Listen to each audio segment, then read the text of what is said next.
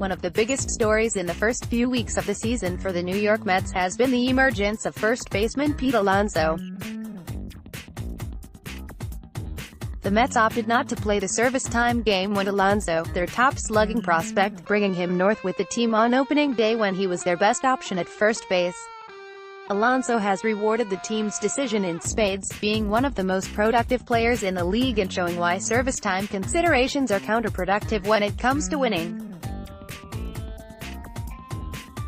April 3, 2019, Miami, Florida, USA. New York Mets first baseman Pete Alonso, 20, reacts after connecting for a base hit in the 7th inning of the game against the Miami Marlins at Marlins Park.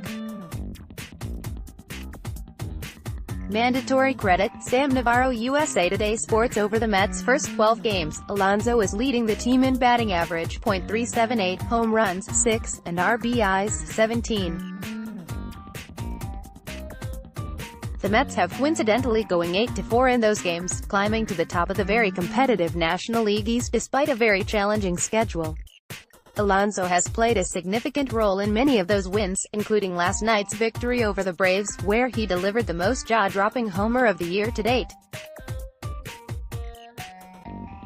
If the Mets had played the service time game when Alonso, yesterday would have been his first game as a big leaguer, and we would have missed out on all of those magic moments. Alonso clearly is one of the Mets' best players, and even though Dominic Smith has played well to start the year, the Mets may have lost several more games if Alonso wasn't on the roster.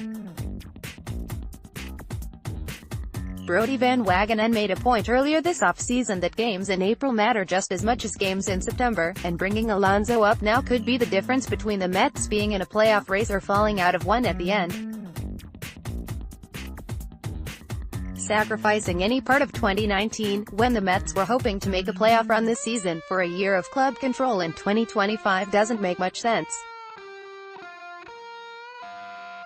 Smart teams lock up their key guys long-term, and if Alonso performs well enough, the Mets won't let him go anyway.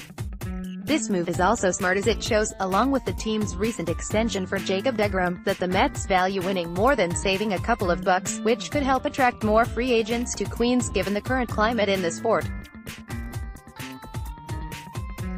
Alonso is also one of the most exciting players on the team, and Mets fans have already taken to him, giving him louder ovations than anyone not named deGrom.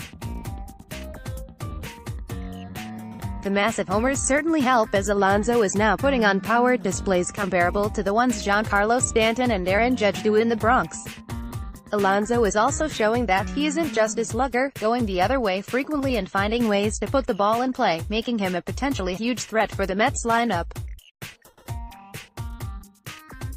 The Mets were clearly short on right-handed power with Yoenis Cespedes out, but Alonso is filling that void in spades.